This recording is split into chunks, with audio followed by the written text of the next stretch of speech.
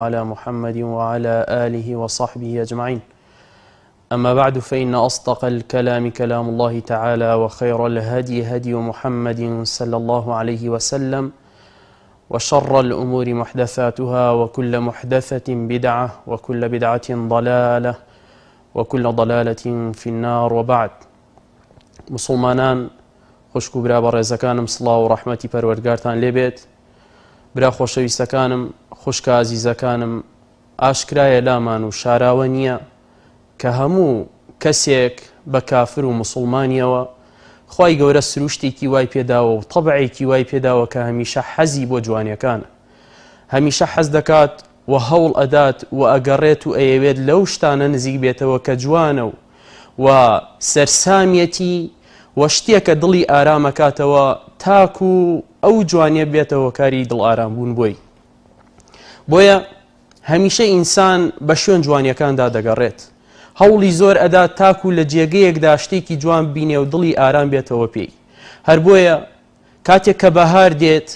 کاتێک کە دەشت و دەر خۆیان ئەڕازێننەوە، سەوزەگیا دەرئەکەوێت و گوڵەکان دەرئەکەون و خونچەکان ئەبنە گۆڵ، ئەبینی خەڵکی پۆل پۆل هەمووی ئەچێتە دەشت و دەرەوە تاکو بە هۆکاری بینینی سەوزایی و بینینی ئەو سروشتە جوانە کە خوای گەورە پێی داوە، تۆزێک دڵی ئارام بێتەوە و دڵی هێمن بێتەوە. کەوابوو بەهار هۆکارە بۆ دڵ ئارامبوونی ئینسانەکان، بەهار هۆکارە بۆ ئەوەی کە مرۆڤەکان لە پەنایە دڵیان ئارام بێتەوە. بەڵام کاتێک کە مرۆڤەکان ئەڕۆن بۆ ئارامبوونی دڵیان، کە من ئەوانەی لەگەڵیدا بیر لە دەسەڵاتی پەروەردگار بکەنەوە، دەسەڵاتی پەروەردگاریان بیر بێتەوە بە هۆکاری بەهارەوە. بەڵام پەروەردگارمان لە قورئانە پیرۆزەکەیدا و بە ئەحادیثی پێغەمبەری خوا عەلەیه السەڵات وەسەلام لە چەندین جێگا و مەشهەددا بۆی ڕوون کردوینەتەوە کە بەهار و سەوزبوونی گیا و بەرزبوونی گیا و ڕووەکەکان و دراخت کاتێک کە گەڵا ئەکات و سەوزە بێ و جوان ئەبێ، هەمووی لە نیشانە و دەسەڵاتی پەروەردگارە، هەمووی لە بەهێزی و توانای پەروەردگارە. بۆیە پەروەردگارمان بۆمان باسەکات و دەفەرمێت: ومن آياته أنك ترى الأرض خاشعة. لە سوورەتی فوسیلەت پەروەردگارمان ئەفەرمێت لە بەڵگە و نیشانەکانی دەسەڵاتی پەروەردگار ئەوەیە کە تۆ لە هاویندا زەوی ئەبینی ئیتر تەواو زەرد بووە و هیچی نەماوەتەوە. أنك ترى الأرض خاشعة، زەوی ئەبینی بە تەواوەتی خشوعی کردووە و بە تەواوەتی ئەبینی زەرد هەڵگەڕاوە. فإذا أنزلنا عليها الماء اهتزت وربت. کاتێکە پەروەردگار زستان ئەهێنێت بە دوای هاویندا و بە دوای پاییزدا، لە دوای ئەوە باران ئەبارێت و ئەچێتە سەر زەویەوە بە هۆکاری دەسەڵاتی پەروەردگارەوە. ئەو تۆوەی کە لە هاویندا چووەتە ناو زەوی اهتزت وربت، زەویت بووە لەرزێنێت و قاش ئەکات و لەوێوە دێتە سەرەوە. پەروەردگارمان ئەفەرمێ: إن الذي أحياها لمحيي الموتى. ئەو پەروەردگارەی کە ئەوەی زیندوو کردەوە، پەروەردگارەی کە ئەوەی ڕواند،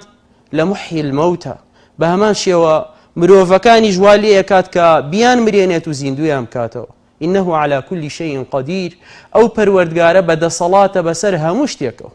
کەوابوو کاتێکە چیتە دەرەوە و گژوگیا بینیت و بەهارە بینیت و دەشتاییەکانە بینیت و شاخەکانە بینیت خۆیان ڕازاندوێتەوە، دەسەڵاتی پەروەردگارت بیر بێتەوە و بیرت بێتەوە ئەو پەروەردگارەی ئەوەی ڕواند هەر ئەوە کە تۆشی دروست کردووە، ئەو پەروەردگارەی کە ئەو زەرد ئەکات و لە ناوی ئەدات، هەر ئەوە کە تۆش ئەمرێنێت و لە دوای زیندوو بوونەوەش هەر وەکو چۆن ئەوی زیندوو کردەوە، بە هەمان شێوە هەر ئەوە لە مردنەوە تۆش زیندوو ئەکاتەوە. کەواتە خۆشەویستەکەم ئەبێت دەسەڵاتی پەروەردگارت بیت بێت لەو کاتەی کە دەچیتە دەشتایی و دەچیتە دەرەوە بۆ ئارامی دڵت. کەوابوو بەهار دەرسی زۆر فێری مرۆڤەکان ئەکات. بەهار کۆمەڵە شتێکمان فێر ئەکات کە مرۆڤ دەسەڵاتی پەروەردگاری بیر بێتەوە. بەهار فێرت ئەکات هەرچەندە بەهێز بیت، هەرچەندە بەتوانا بیت، هەرچەندە بەدەسەڵات بیت، کۆتاییەکەت هەر لاوازی و مردنە و گەڕانەوەیە بۆ لای پەروەردگارت. گوڵێک ئەبینیت لە کاتێکدا لە نەبوونەوە خونچە دروست ئەکات و پاشان پەروەردگار وای لێ کاتەوە خونچەیە دەم بکاتەوە ئەبێتە گوڵێکی جوان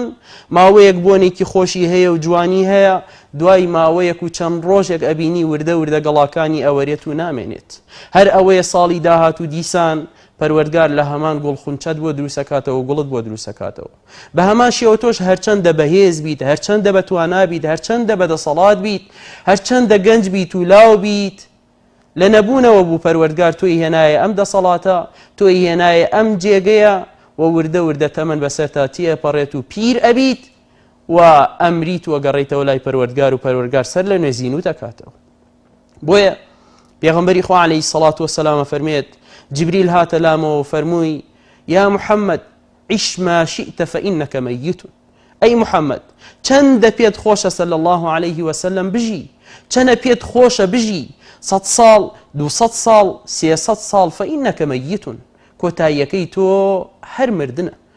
وحبیب من شئت فإنك مفارقه کێشت خۆشەوێ با خۆشت بوێ کۆتاییەکەی هەر جیابوونەوەیە واعمل ما شئت فإنك مجزي به هەرچیش کردەوە پێت خۆشە ئەنجامی بدە لە کۆتاییەکەی جەزاکەی لەسەر وەرەگری کەوا بوو برا خۆشەویستەکەم خوشکە ئازیزەکەم کاتێکە چیتە دەشت و دەرەوە بزانە کە خەریکی چیت و چی ئەەکەیت و چی کارێک ئەەکەیت و چی ئەدووریتەوە چونکە هەر کارێکت کرد ئیلا تۆ لەسەری جەزا ئەدریتەوە واعمل ما شئت فإنك مجزي به چی کردەوەیەک پێت خۆشە ئەنجامی بدە لە کۆتاییەکەیدا هەر جەزاکەی وەرەگریتەوە کردەوەی باشت کرد لە قیامەتدا بە بەهەشت جەزاکەی وەرەگریتەوە کردەوەی خراپیشت کرد پەناگرین بەخوای گەورە و سەرپێچی ئەو خالیقەت کرد کە تۆی دروست کردووە جەزاکەی بە جەهەنم وەرەگریتەوە و بە عەذاب و تووڕەیی پەروەردگار وەرەگریتەوە کەواتە ئاگاداری خۆت بە ئەو کاتێک کە ئەچیتە دەرەوە ئەو کاتێک کە ئەچیت هەوایەکی پاک هەڵمژیت ئەچی دڵت بکرێتەوە ئاگاد لەوە بێ کە پەروەردگار لەسەرتەوە ئەدبینێ ئاگاد لێ بێ پەروەردگار چاوی لێتە هەر کردەوەیەکەکەی پەروەردگار بۆت ئەنووسێت و